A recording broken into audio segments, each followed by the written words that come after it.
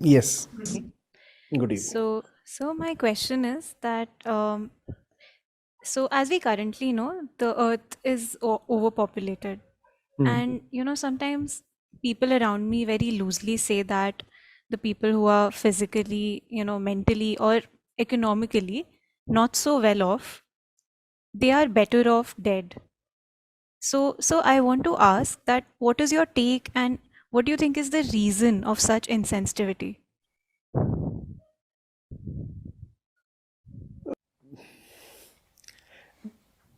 Basic lack of love towards life, which is consciousness. What else? This question should be accompanied by the query: how do people manage to kill so many animals for flesh every day? Billions of animals every day. And someone who gleefully gloats over animal flesh and stuffs it in, how far is he from demanding that all the disabled and the poor and the destitute people be simply jettisoned? We are cruel people. We are very animalistic. And if we can't see that, that's just because of our animalism. That's the problem, right? The more animalistic you are, the less you see that you are an animal. And then we are doing that every day. I mean, we call ourselves cultured and civilized and whatnot, and look at the way these trucks and carriers full of chicken and goats and lambs, they uh, weave through our cities. So many times your own vehicle would have stopped behind one of those vehicles that carry those small cells in which chicken are stashed. Have you seen one of them? And you would have seen those birds, and you would have just gone on, continued with your day. That's the kind of people we are. And you visit a great restaurant, a very expensive one, and the more expensive it is, the more you have food items marked with red dots on the menu. In fact, it's becoming difficult to get even vegetarian food, leave alone vegan. I was traveling by this important airlines, and they brought the food menu. This was just 3 days back. I was returning from IIT Guwahati, and happened both ways, to and fro. First of all, there was just one vegan option, and that too was not available. So ultimately, in their vegetarian section, they had chole and paratha, and the paratha too was made of ghee. So I said, just give me the chole, that's all, nothing else, and some salad if you may. That's the kind of people we are. Think of think of an aircraft, a sophisticated piece of technology, huh? Flying at 37,000 feet. Think of that, 37,000 feet above the clouds.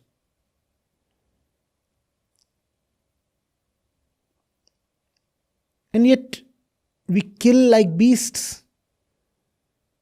That's what it is. In absence of self knowledge, our intellect has fallen prey to the inner beast. The inner beast is commanding the intellect. So we have come up with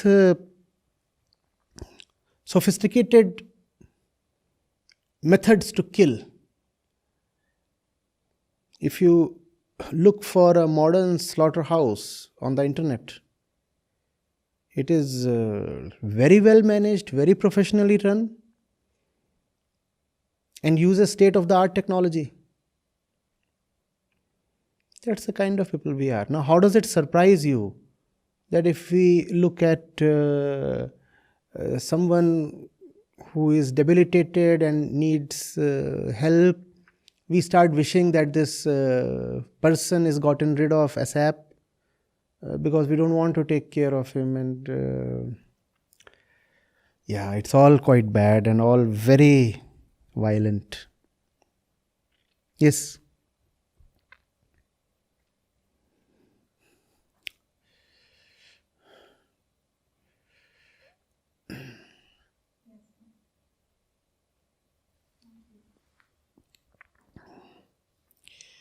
Though there is something I would like to add to this.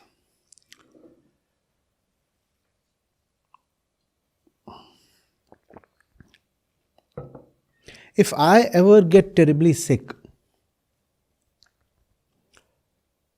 obviously, I hope I would have lived the kind of life in which I would not have surrounded myself with people who wish me an early exit just because they don't want to take care of me.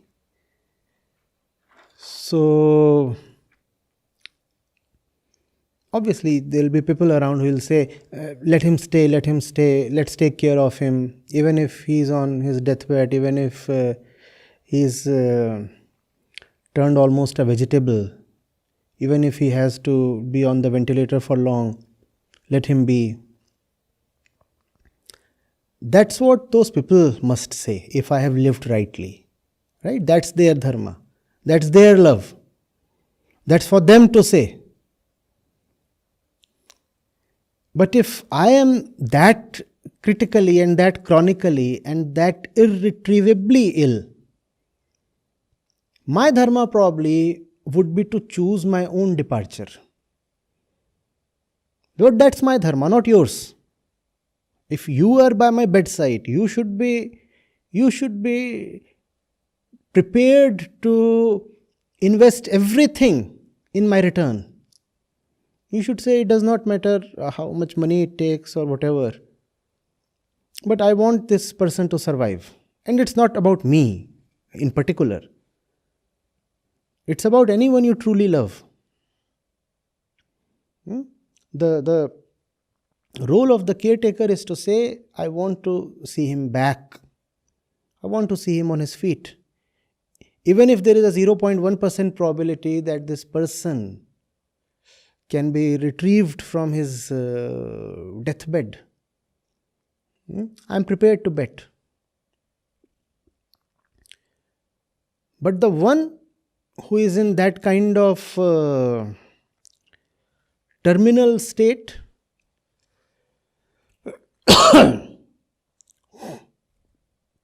hopeless state, it is upon him to then say, I am choosing to go. But those words must come from the one who is ill, not from the ones who are to take care of him. And both must follow their dharma. The one who is so ill that he sees that there is no point living on. It's just that too much resources are being spent on me, and my life itself is now a waste on the time and energy of so many caretakers. So money is being wasted on me, time, energy is being wasted on me, and my life itself is of no good because I can not do any creative work anymore.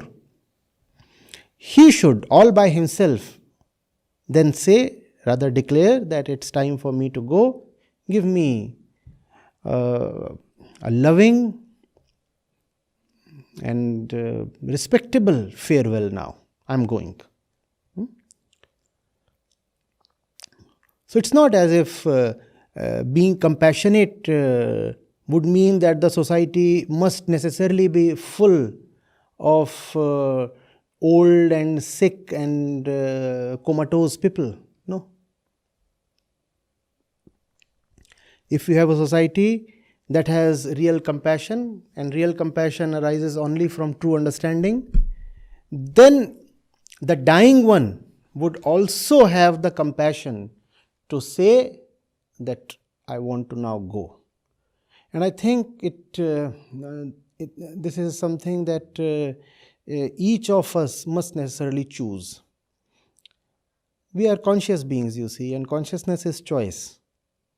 Death is not something that we should ever leave to chance. Just as all scientific progress is a choice to improve the quality of life, and so much progress in medical science is a choice to elongate both the quality and the length of life. Similarly, you should exercise choice in the matter of your departure. Never leave it to chance. When you know for sure that you are not redeemable anymore, then it is my personal conviction that you should not just needlessly keep hanging on.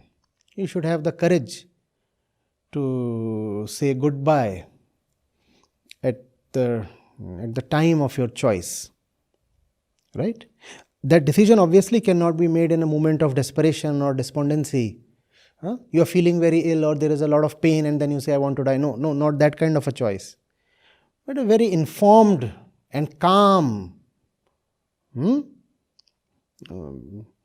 choice, made with a still and sound mind.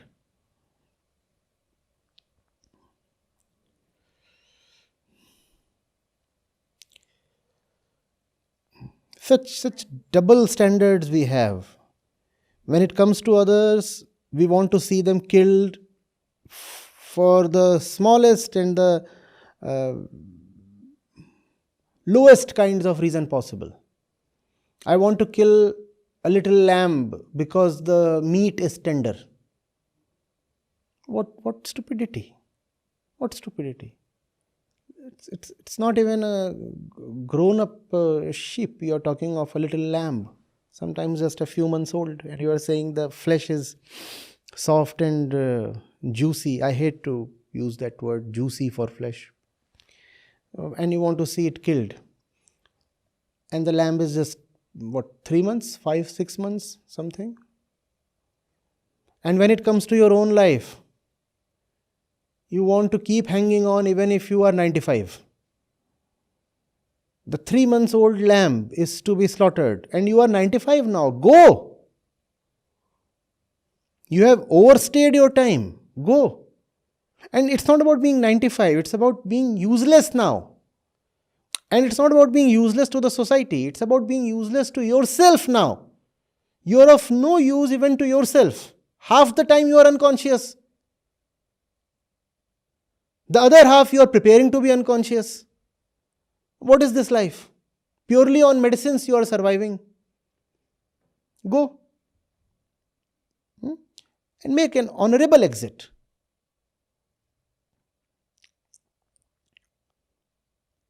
Let there be dignity even in death. Do not drag on.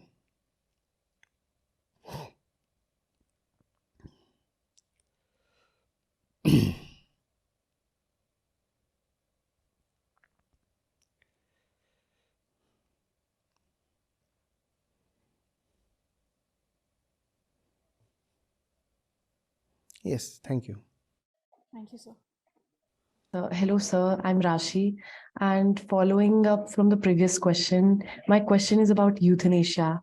As we know, there have been many movies made on mercy killing, and euthanasia has also been legalized in 7 countries now, with Canada recently extending the law to people with mental illnesses. I wanted to know what your views regarding this were, and if you believe that it's morally justified or not. Obviously it is, and it should not even be called as mercy killing. It's a part of your fundamental right to be alive. Today itself, one of your batchmates queried me on Article 21. Article 21 is not just right to live, it's the right to a dignified life. That's what the courts have said, the right to a dignified life. And a dignified life includes the death of dignity. There is no mercy in that. It's my right to die. It's my right to die. Let there be, obviously, I repeat, the decision to depart has to be made in equanimity, in calmness of mind, with due attention, deliberation. It cannot come from an emotional state. It cannot come from a state of pain. It cannot be akin to suicide. There has to be a difference between dying by suicide and choosing a death of dignity. When you say suicide, usually that comes from an impassioned state of mind. Usually that comes when you can no longer bear the suffering that life is. So I'm differentiating this thing, the right to go, the right to depart, just as Article 21 says the right to live. It should include the right to depart. So the right to depart must be a very inalienable human right, a very fundamental right. Yes, it should be there. It should be there, and if we live rightly, then we'll find that we are not leaving our death to chance. I repeat, consciousness is choice. If everything in life must be subject to your conscious choice, then so must be your death. Why must death be random? Why must death be accidental? The more medical science progresses, the more you will have control over everything that is accidental. You see, we have already increased our lifespans so much. Correct? The number of octogenarians and nonagenarians is at an all-time high. We never had so many old people in history. The number of people who are living beyond 100 is rushing into an unbelievably large figure. Average life expectancy in many countries in Europe, for example, is well beyond 80. Even in your own country, it is entering mid-70s. And when we'll have the census, it is due, we'll have more precise figures. So, you have extended life, and it is possible that average life expectancy can be stretched to even 100 or 125. Medical science is at its job. Researchers and scientists are doing what they must. So you can be made to live for many more decades, even after 100.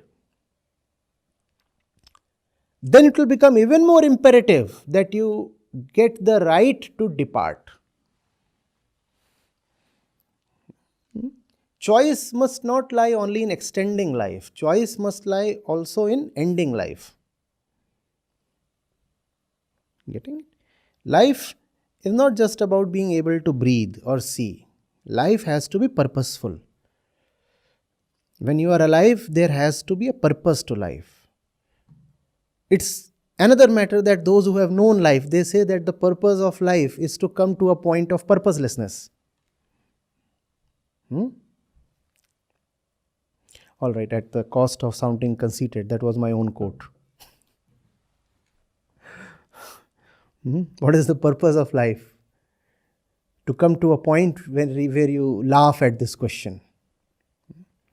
Coming to purposelessness is the purpose of life. So there is a purpose. You cannot just randomly start saying that you are purposeless. At your stage where you are, you cannot be purposeless. You ought to have a purpose. And when you find that you are no more in a state to pursue that purpose, come on, tell me, why do you want to live any longer? Hmm? Just lying somewhere like a vegetable. For what? For what? Hmm? Let your life be high, and let your death be an equal to your life. Hmm? I I just hope I'm not encouraging those with suicidal tendencies. People can misinterpret anything. What I'm saying is, live a great life, and when it's your time to go, then don't just stick around and delay and weep and whatnot. Hmm?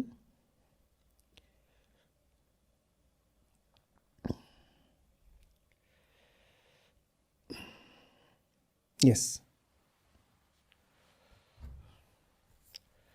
Thank you, sir.